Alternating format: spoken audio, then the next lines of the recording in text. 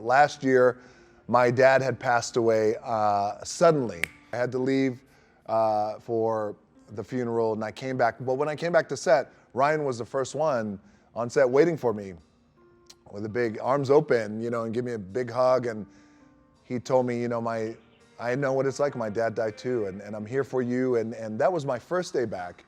And then we had a whole movie to shoot. So I wasn't surprised that I got that from him, but it was really so comforting in that moment.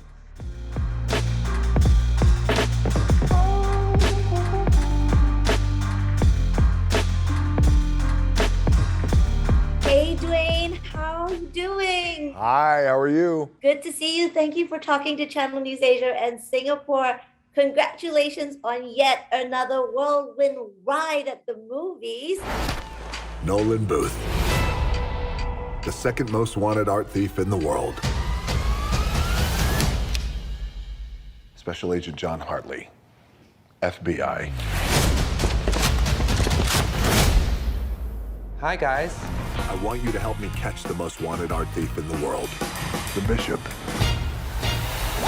Hello, boys. It's so nice to finally meet you in person.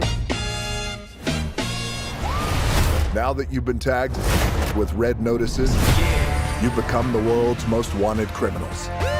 Going with the theme of most wanted, when has Dwayne felt the least wanted in his life versus the most wanted in his life? Oh, that's a good question.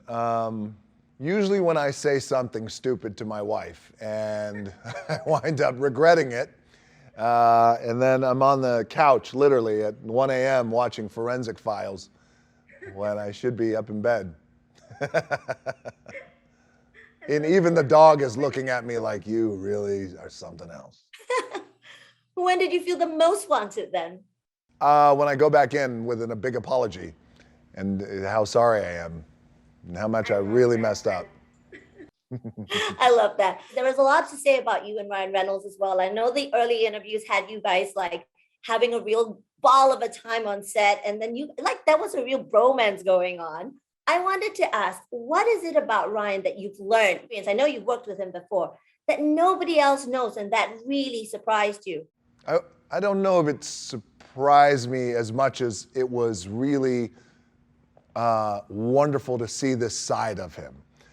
So I'm not surprised to see it. He's very sensitive in the best way. And he's very protective, right, of his space, which he should be, and I understand that. But then when the veneer goes away, he is very empathetic and caring. So I'll tell you a quick story, and for your viewers now and your audiences, we in Singapore is I was last year. My dad had passed away suddenly. I had to leave for the funeral, and I came back. But when I came back to set, Ryan was the first one on set waiting for me with the big arms open, and give me a big hug. And he told me, I know what it's like. My dad died too, and I'm here for you. And that was my first day back. And then we had a whole movie to shoot. So I wasn't surprised that I got that from him, but it was really so comforting in that moment. Because when I go back to work, it's time to go to work. People are looking at me to make decisions, do my job, do what I need to do. So there's not a lot of time for people to come up and comfort me. And I don't always give off that like I need to be comforted either. But Ryan came right in there, and he was very, very comforting. So I'll share that with you. That's what I was not surprised, but really nice to see. Thank you for sharing that, because that is just an awesome story. And I love how you guys bring out a side, a vulnerability to each other that tough guys don't normally show. So thank you for that. Yeah, sure. This has been dubbed the most expensive Netflix movie ever made. Do you go into something like that with a lot of pressure, or is it just sort of like, you know what, I'm Dwayne "The Rock" Johnson, I've got this? No, I think you go into a project like this well-intended, and the bottom line is you just want to make a great movie for the people to enjoy at home, or in the theaters, which they can do this week. So that was always just the goal. And yes, it wound up being Netflix's biggest investment, but also there's some context behind that, is that, you know, I am never one, and $7 Productions is my production company, is never one to skirt around a budget, because it is what it is, and we don't have to skew numbers or math or anything like that. And so,